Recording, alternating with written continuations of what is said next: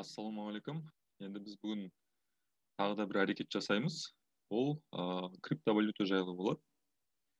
Криптовалюта жайлы біз оқыдық. Енді соның нәтижесін шығаратын кез келді. Сонымен оны қалай жасаймыз және қандай қадамдар бар. Криптовалютаны қалай анализ жасаймыз. Бұл жердегі сол бағалы қағаздарға ұқсас барлық индекстер, биржалар, мысалы ол төмендегілер. Төменде бүгінгі таңда баламалы ақшаның, мысалы жаңа криптовалютаның келесі индекстері бар. Ол крипто маркет индекс 10, Тича 10, бит 20, кам крипто 30, CCI 30, CRIX деген бұралып кетті. Осындай индекстер бар. Ол жерде бірнеше топтан тұрады және олардың жалпы бағалары әртүрлі, жаңағы $100, 10 мың, 20 мың, 30 мың долларға шейін индекстердің жаңағы нелері, бағалары. Негізі бұл кез келген жаңағы криптовалютаны алатын кезде барлық аналитиканы, жақсы жаңалықтарды және басқа да керекті ақпараттарды мынау төмендегі CoinMarketCap деп аталатын жақсы бір сайт бар, портал бар. Сол жақтан көрсеңіздер болады. CoinMarketCap негізі Forbes-тың қарамағында кіретін компания болу керек, ұмытпасам. Бұл жерде бәрі оңай, сондай интерфейс өте жеңіл, бары түсінікті, сондай керемет. Және секунд сайын ішіндегі ақпараттар, керекті ақпараттар өзгеріп тұрады. Сол жерден маған жақсы ұнайды. Кез келген аналитиканы да, басқа да заттардың бәрін осы сайт арқылы мен кіріп, сол жерден көретінімді көріп, іздейтінімді іздеп, тексеріп отырамын. Сонымен қандай крипто биржалар бар? Заңмен реттелетін мемлекеттік қарауындағы крипто биржалар немесе крипто брокерлар жоқ. Әлемдік криптовалюталық жекеменшік платформалар бар. Ол жерде тіркеліп, авторизация жасап, сізден сұраған құжаттарды жіберу арқылы кабинет ашасыз. Оның сілтемелері төменде тұр. Ол Binance, ByteMax деп айтады, Currency дейді, жаңағы сондай керемет осы үздік үштікте тұрған осы компаниялар. Мысалы мен өзім Binance-танмын. Оның маған интерфейстері өзіме бәрі жақсы ұнайды, бәрі түсінікті тілде. Binance негізі 2017 жылдары ашылған үлкен портал, биржа, жаңағы листинг жасайды. Және де ішінде бар орысша және түсінікті тілде кез келген аналитиканы да ішінен өзіңіз сызып отырып жасай бересіз. Крипто брокерлер өте көп, олардың ішіндегі үздік үшеуін мен жаңа атап өттім. Көптеген платформаларда карта арқылы ақша қабылданбайды. Сол жағынан да анықтау керек. Мысалы, Binance-та, өзімен Binance-та оған кейін мен сіздерге жарнамалап жатқан жоқпын, жай осы түсінікті тілде мен сіздерге түсіндіруге тырысып жатырмын. Сондықтан да осы Binance-та мен мысалы ішінде ақшаны өзі ақша арқылы, карточканы тіркеу арқылы жаңағы криптовалюталарды сатып алуға болады. Немесе жаңағы 2P2 деп атайды. Ол жерде жаңағы мен сияқты адамдар өздерінің криптовалюталарын сатуға қояды. Және де ол жерде сатуға қойған кезде сіз оны мына жақтан сатып ала аласыз. Яғни оның карточкасына, ол адамның банктік карточкасына жаңағы белгілі мөлшердегі ақшаны жіберу арқылы сіз ол жерден өзіңіздің виртуалдық әмияныңызға жаңағы ақшаны аударып аласыз. Яғни адамнан сатып аласыз. Және де Binance порталынан да сатып алуға болады. Оны жаңағы карточкаңызды, банктік картаны тіркеу арқылы сатып алу мүмкіндігі бар. Сонымен қандай криптовалюталы алған дұрыс? Бұл жерде жақсы аналитика жасау керек негізі жалпы. Және ұмытпаңыз, тренд әрқашанда жоғары. Бүгін алған баға ертең бәрібір өседі. биткоин бұл жерде бір үш нені мысал келтірдім. Мысалы биткоин, ол ең жаңағы криптовалюталардың атасы дейді. 10 жылдан асқан, және бағасы қазір 32 мың, 35 мың, 40 мың, әйтеуір күнде әртүрлі бағада секіріп тұрады.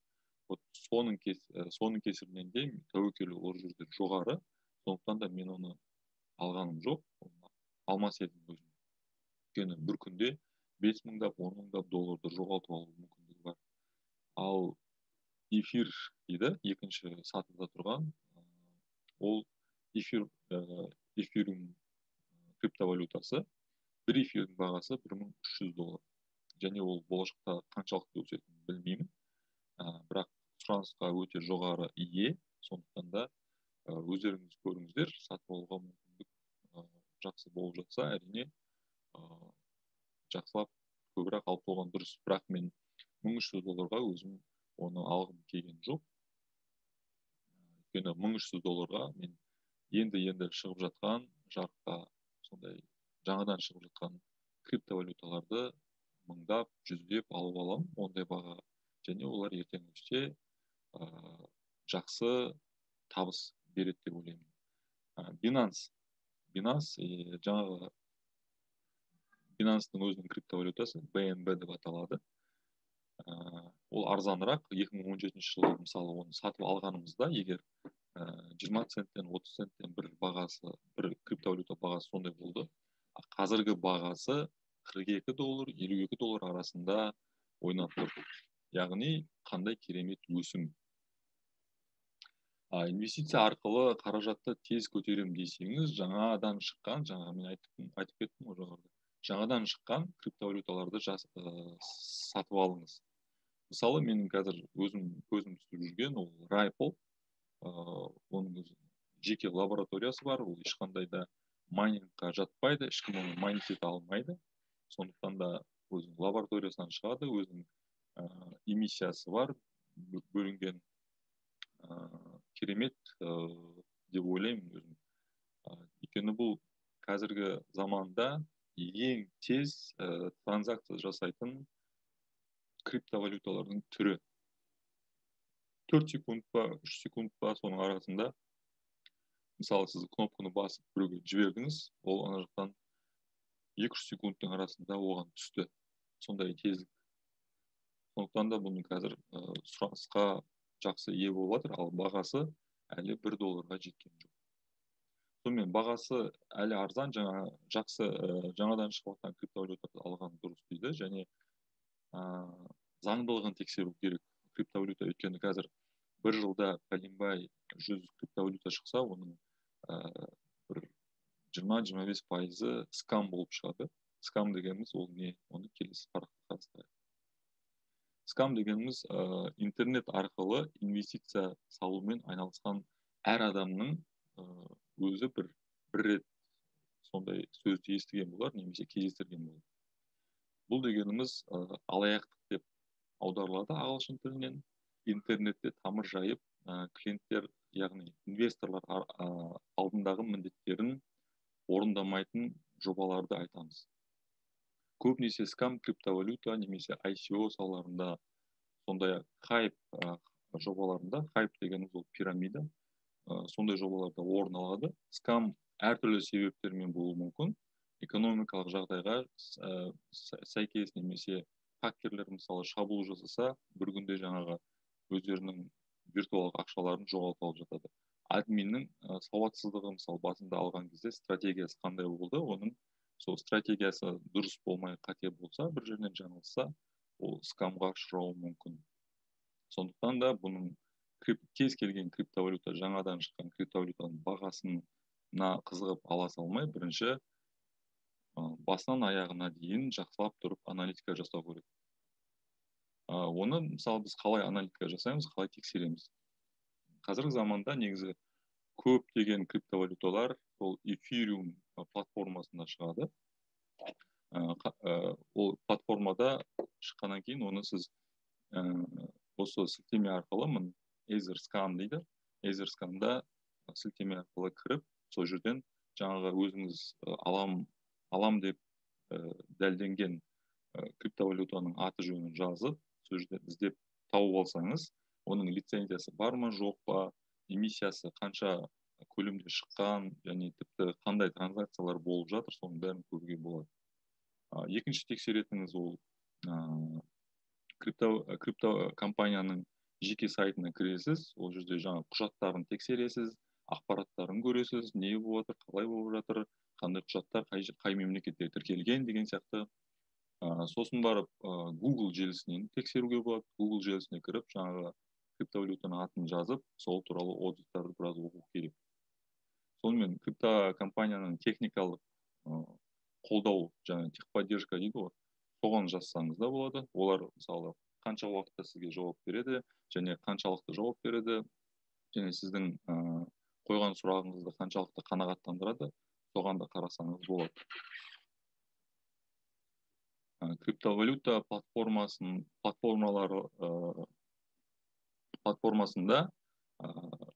қалай ақшаны монетизация жасауға болады.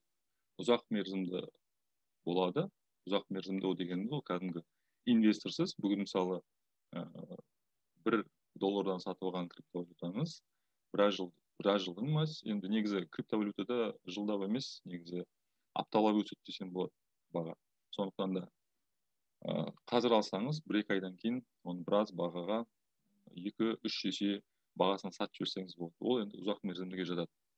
Сонымен споттық, мұнда бағаны уақытты өзіңіз қойып реттеп, яғни спекуляция жасау арқылы, бір күнде бірнеше рет сауда-саттық жасау арқылы ақшаны көтеріп аласыз.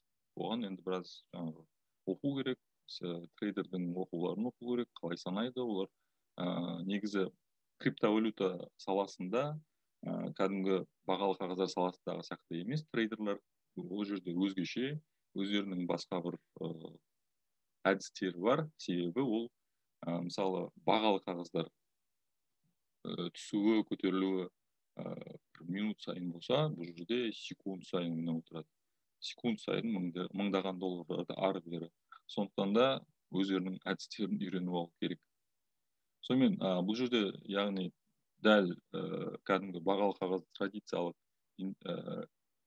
трейдингдағыдай тура фьючерстік және опциондық болып тағы да ішінде ұсынады қызметтерін. Оған мен алдында фьючерс пен опцион туралы айтып кеткен болатынмын, жаңа срочный рыноктарды білесіз ғой. Сол сияқты бұл жерге негізі жақсы бірнеше жыл сіздің опытыңыз керек. Сондай болса ғана кіресіздер, бірақ мен сіздерге оны қазірше бас сұғудың қажеті жоқ деп ойлаймын. Сонымен маржамен ойнауға болады. Маржа дегеніміз не? Мен алдында сабақтарда айтуды ұмытып кетіппін. Ол үшін кешірім сұраймын, және саған қазір соның бәрін айтып өтемін. Маржа дегеніміз, мысалы, сіз трейдерсіз, және сізде $100 бар, $100 кошелегіңізде бар, әмияныңызда. Сонымен сіз бір компанияның бірнеше акциясын сол күнгі нарық жабылғанша сатып алдыңыз, және содан пайда көргіңіз келеді. Соны сатып алу барысында сол портал немесе жаңа брокер немесе компанияның өзі, брокер ғой негізі, брокердің өзі сізге кредиттік плечо дейді. Соны береді. Кредиттік плечо дегеніміз, яғни ол платформа сізге ақша береді. Мысалы, $100-ға бірде 20, бірде 10, бірде 5, бірде 3 деген, мысалы, ол дегенне, мысалы, $100 бар сізде, үстінен бірде 20 болса, 20 есе, яғни $2000 үстінен қосып, сізге кредит емес, енді қарызға бере тұрады. Соны сіз компанияның сонда бір акциясын ғана алмай, мысалы, бір акцияның сол алып атқан компаниясының акциясы $100 болса, сіз одан 20 акциясын сатып алу мүмкіндігіңіз бар қазірше. Сосын кейін сіз оны қайтарасыз. Кешке қарап, жаңа сессия дейді, жабылады. Сол жабылған кезде, немесе өзіңіздің жаңа take profit болса, немесе stop loss болса, солар ойнап, жаңа өзінің несіне шағына жеткен кезде, олар ордерлар автоматты түрде жабылған кезде, сіз немесе плюста боласыз, немесе минуста боласыз. Сонымен сөйтіп ойнап, біраз ақша табуға болады. Яғни бұл маржа деген бір жағынан өте жақсы, әрине. Өйткені сіз ешқандай бір үлкен бір қарызға кіріп кетпейсіз. Ол брокердің өзі сіздің ақшаңызға шақтап ақшаны береді. Яғни сіз 20 акциядан минус 1%-ға ұтылып жатсаңыз, соның үстіндегі әрқайсынан $20, мысалы, әрқайсынан $1 болса, $20 компания өзі алып қалады дағыны. Сіз минус $20-ға шығындаласыз. Ал плюс болса, әрине ешқандай да сізден ештеңе алып қалмайды. Ол компания өзінің ғана ақшасын қайтарып алады да, жаңағы брокер минус $20-ға сіз $100-ды минус $20-ға айналдыра аласыз. Бір сделкада, бір неде, тапсырыста. Сонымен криптовалюта деген не бітті. Криптовалютаның әрекеті бітті.